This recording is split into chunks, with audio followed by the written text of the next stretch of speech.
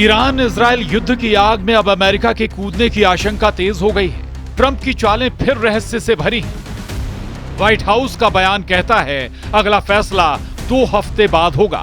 वहीं इजराइल का दावा है अमेरिका 48 घंटे में युद्ध में शामिल हो सकता है। तो क्या ट्रंप फिर वही कर रहे हैं जिसके लिए वो मशहूर हैं?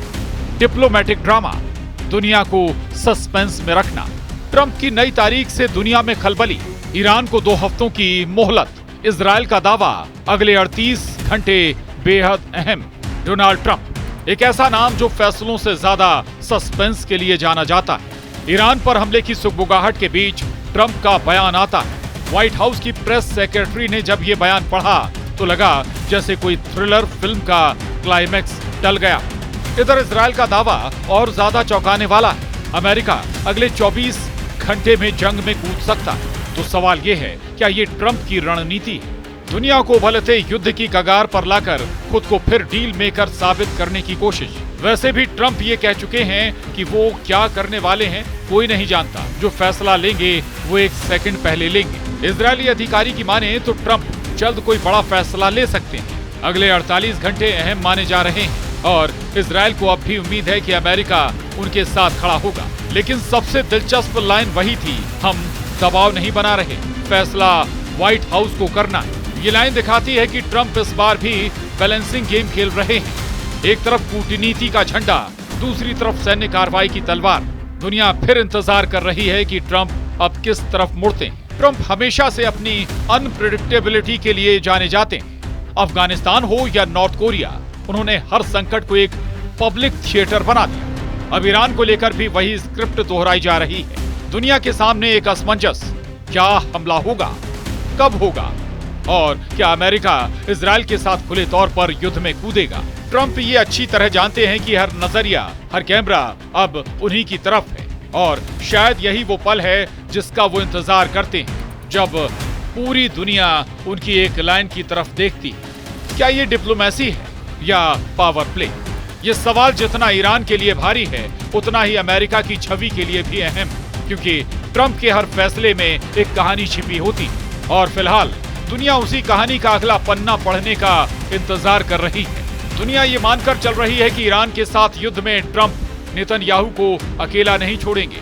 ट्रंप देर सवेर इस युद्ध में इजरायल का साथ देने के लिए जरूर उतरेंगे। लेकिन ट्रंप के लगातार बदल रहे बयान इजरायल को भी हैरान कर रहे हैं। पिछले 3-4 दिनों में ट्रंप के क्या क्या बयान आए, अब जरा वो देखिए। पहले ट्रंप ने कहा कि हमें पता है खामनेई कहां छिपे हैं। इसके बाद उन्होंने कहा कि खामनेई बिना शर्त सरेंडर करें। इस बयान के बाद ट्रंप ने कहा कि इससे पहले कि देर हो ईरान बात करे। फिर उन्होंने बयान दिया कि अगला हफ्ता बहुत बड़ा होने वाला है। सबको लगने लगा कि वीकेंड पर कुछ बड़ा होगा।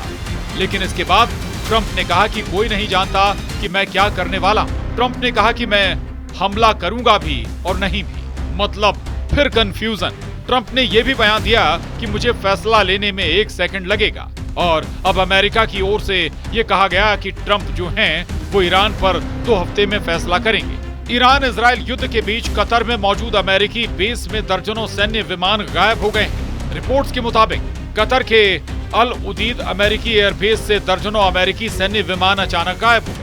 सैटेलाइट तस्वीरों में साफ दिखा कि जहां 5 जून को लगभग 40 विमान जैसे C-130 हरकुलस और निगरानी विमान खुले में खड़े थे, वहीं 19 जून की तस्वीरों में सिर्फ 3 विमान ही दिखाई दिए। माना जा रहा है कि ये कदम संभावित ईरानी मिसाइल हमलों से विमानों को सुरक्षित रखने के लिए उठाया गया। वहीं अमेरिकी दूतावास ने सुरक्षा अलर्ट जारी कर दिया है और सभी को सतर्क रहने की सलाह दी है। इस बीच राष्ट्रपति डोनाल्ड ट्रंप ईरान पर सैन्य कार्रवाई को लेकर 2 हफ्तों का समय मांग चुके हैं, जबकि इजरायल पहले ही कह चुका है कि वो अकेले ही ईरान के परमाणु ठिकानों को खत्म करने की ताकत रखता है। ईरान इजरायल वॉर के बीच रूस ने अमेरिका को सख्त चेतावनी दी।